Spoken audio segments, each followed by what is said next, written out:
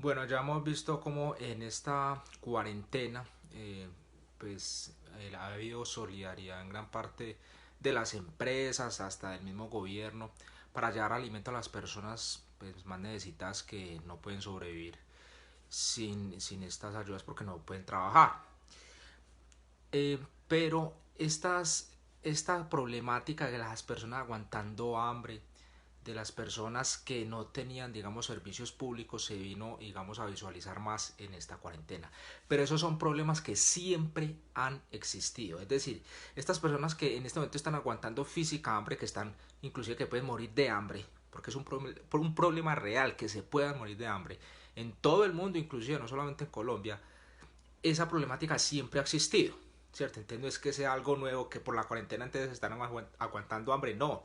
Resulta, por ejemplo, que en Medellín le reconectaron los servicios públicos a 19.000 familias. Le reconectaron sobre todo el servicio de agua para que se pudieran lavar las manos. Pero era para que no pues siguieran contagiándose y difundiendo, digamos, el virus. Entonces, ¿por qué esas 19.000 familias que están desconectadas, por qué no las habían conectado antes, cierto? Y ahora, ¿qué va a pasar después de que pase esta cuarentena? Entonces, esas 19.000 familias que reconectaron, las van a desconectar apenas pase la cuarentena. Ahí está la gran pregunta, ¿cierto? Yo por eso considero que debe haber un derecho humano fundamental y universal, no solamente en Colombia, sino en el mundo, y es que todo el mundo tiene por lo menos derecho al agua, a lo mínimo vital para no morirse. Lo mínimo vital para uno no morirse es por lo menos el agua. Si uno va a un río, el río le da agua al que se la quiera tomar, sino que hay algunos que cogen ese río, lo privatizan y cobran por dar ese servicio. Entonces, porque obviamente estas empresas de servicios públicos dicen, no, es que nosotros no cobramos el agua, nosotros cobramos es el hecho de hacerla llegar hasta el sitio, bueno, etcétera. El tema es el siguiente. Yo considero que debe haber en la Constitución un derecho humano fundamental que sea el derecho al agua. En Ecuador, si no estoy mal, está eso en la Constitución, que todos los ciudadanos tienen derecho sagrado al agua. Entonces, consideraría que después de esta pandemia debería haber un proyecto, eso no sería un proyecto de ley, eso sería un proyecto de acto legislativo para reformar la Constitución y que el agua sea un derecho fundamental. Obviamente hay unas, digamos, cosas que hay que tener en cuenta. Entonces, muchos dirán, ay, entonces si el que quiera gastar agua de lo lindo y entonces esos abusos que de pronto puedan cometer, no, obviamente va a ser un mínimo vital de agua, un mínimo vital. Yo no estoy diciendo pues que le den agua ilimitada a todo el que quiera, sino un mínimo, unos cubos, unos, ¿cómo se llama? Metros cúbicos mínimos de agua para que los niños por lo menos se puedan bañar y tomar agua y no se mueran nuestros niños por lo menos, hagamos eso por nuestros niños por lo menos. Derecho fundamental al agua. Al agua. Inclusive a los servicios públicos también. Se debería extender el tema de los servicios públicos prepago en todo el país, inclusive pues en Antioquia, gran parte de Antioquia está, pero en todo Colombia, todas estas personas que no tienen derecho a la energía, por lo menos, puedan tener acceso a la energía. Entonces hay que hacer es una lucha contra la pobreza. Y también deberían haber formas de que las personas puedan acceder a los alimentos más baratos para que, por ejemplo, como lo que hizo el Éxito, que sacó mercados a 16.000 pesos, eso está muy bien, pero que no sea solamente que después de la pandemia esos mercados ya van a desaparecer, que haya una forma de que permanentemente las personas puedan conseguir mercados baratos para aquellas personas que se ganan el mínimo o que no tienen ni siquiera el mínimo y que son vendedores ambulantes o personas que están en la extrema pobreza puedan alimentarse, tener agua y tener un mínimo vital de servicios públicos para poder subsistir. Para eso es necesario, como se hizo por ahí en el año 2002, poner un impuesto. En el año 2002 pusieron un impuesto para la guerra. Ese impuesto se lo cobraron a todas las empresas, se llamaba impuesto al patrimonio. Y lo pagaban todas las empresas, era para acabar con la guerrilla, bueno, en ese tiempo.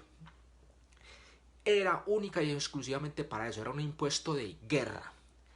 Ahora deberían poner un impuesto única y exclusivamente para combatir la pobreza, o sea, una guerra pero contra la pobreza.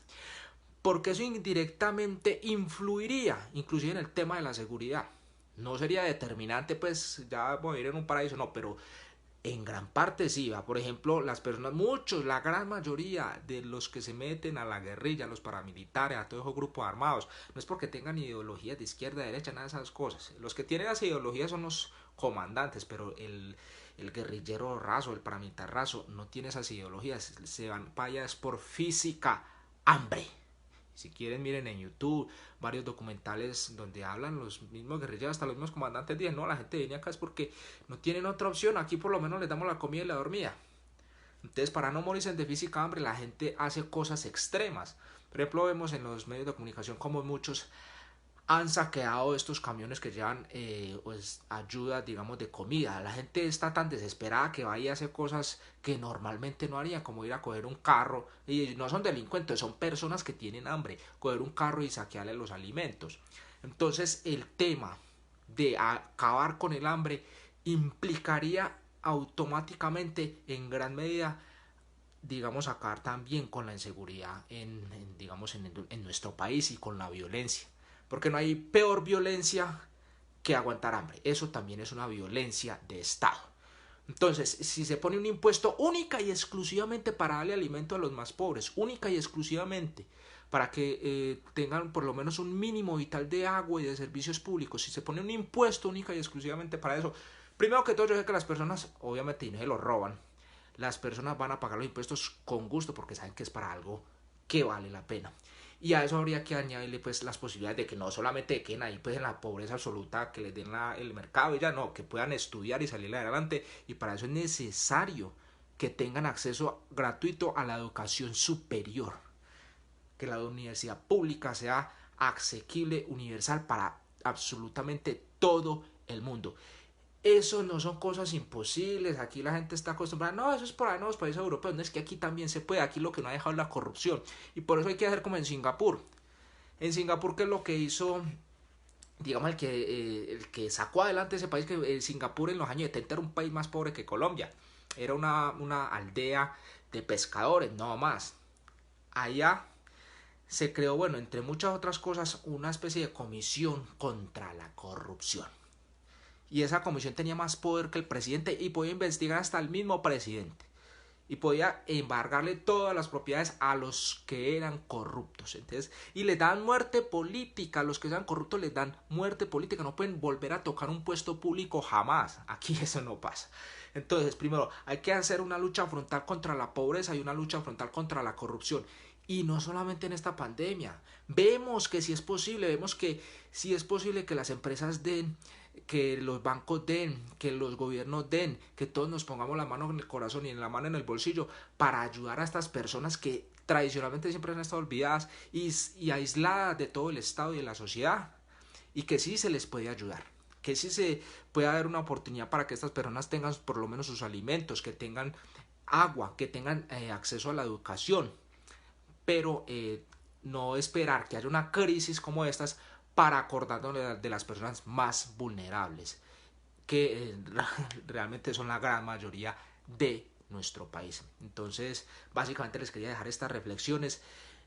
Sería muy descorazonador que después de la pandemia ya las personas que están con los trapos rojos en la gran mayoría de los barrios en Colombia, porque en la gran mayoría de los barrios en Colombia, muriendo los trapos rojos porque físicamente están muriendo de hambre, ya después de la pandemia ya antes los dejemos de lado. Ah, no, ya sí, que se mueran de hambre, que ya inventaron la cura contra el coronavirus, entonces ahora sí se pueden morir tranquilos esos pobres. Ahora sí, digamos, les vamos a quitar otra vez el agua, porque ya que no se laven las manos si no quieren, porque ya como tenemos la vacuna contra el coronavirus, entonces ya no hay problema. No, no nos podemos olvidar de estas personas apenas pase esta pandemia. Tenemos que seguir apoyando a estas personas más vulnerables, que no tienen para comer, que no tienen los recursos mínimos para existir. Y es una invitación que les hago a todos ustedes los colombianos, porque los políticos no nos van a salvar de esta. Nos vamos a salvar en nosotros mismos, eligiendo a gente que realmente nos represente y no esta mana de ratas que tenemos en este momento, que supuestamente se representan, pero nada más representan los intereses de ellos. Y yo se los digo con conocimiento de causa, porque conozco muchos y tengo conocidos, no digo que amigos, pero tengo conocidos en la política y realmente, bueno, más bien me quedo callado porque esto me puede meter en problemas porque son bien conocidos y saben dónde vivo y todo eso. Entonces, bueno, no quería dejar estas reflexiones, no lo vamos a dejar olvidados. Apenas pasa esta pandemia, las personas más vulnerables, nuestros niños, no los podemos dejar morir de hambre, no los podemos dejar morir de sed, ni de otras enfermedades que pues también, por ejemplo, la malaria, el ébola y otras tantas que no le dan a los ricos, que los están matando a ellos también. Muchísimas gracias.